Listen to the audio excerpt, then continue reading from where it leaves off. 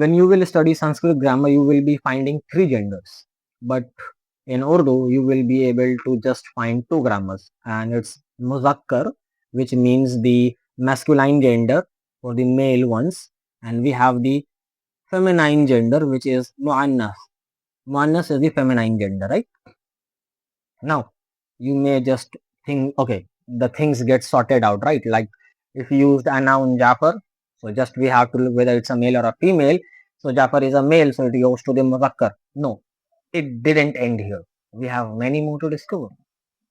Now, when we talked about the Muzakkar and Muannas, the Jins, in Urdu we called Jins, Jim, Noon, Seen, Jins for gender, right? So if we will be talking about gender, we have to look certain more categories. We have two different groupings in gender too. We look to the masculine and the feminine gender. After that, we have different groupings. We have Haqeeqi and Ghair-Haqeeqi. Now, what do you mean by Haqeeqi? The word Haqeeqi comes from the word Haqiqat, which means reality, and Ghair-Haqeeqi, just the opposite of it, which means not a reality. Now, what do you mean by Haqeeqi?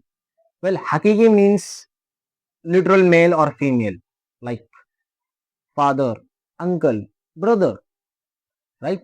These are literal males. So this comes to the Haqeeqi groups. Or if we go to the female versions, we have aunt, mother, sister. So all this comes to the female, and they are literally real females, right? So this comes to the Haqeeqi Muannas. So this is the grouping of Haqeeqi groupings, right? Whether it's real male or real female, it goes into the Haqeeqi groups, right? Now we have the opposite of it, Ghair-Haqeeqi. Now what do I mean by Ghair-Haqeeqi?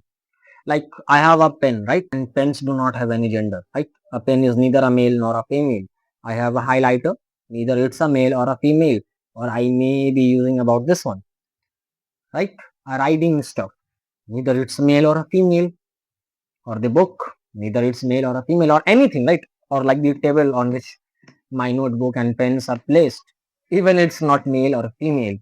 So these things which are claimed to be male or female due to the language issues, due to the linguistic issues, we call that Ghair-Haqeeqi, Muzakkar or Muannas. For example, I can give you, in Urdu we use Mera Kalam. Mera is my, but for a male version of it. It belongs, the word Mera or my belongs to the masculine gender, Muzakkar. So, Mera Kalam, it's literally like a man is saying Mera Kalam. But when it comes to the book, it's Meri Kitab, right? So, now the word Meri is again my, but the feminine version of it. So, these are the rules that we determine in grammar, right? So these things falls under the Ghair-Haqeeqi group. I hope I made it clear till here.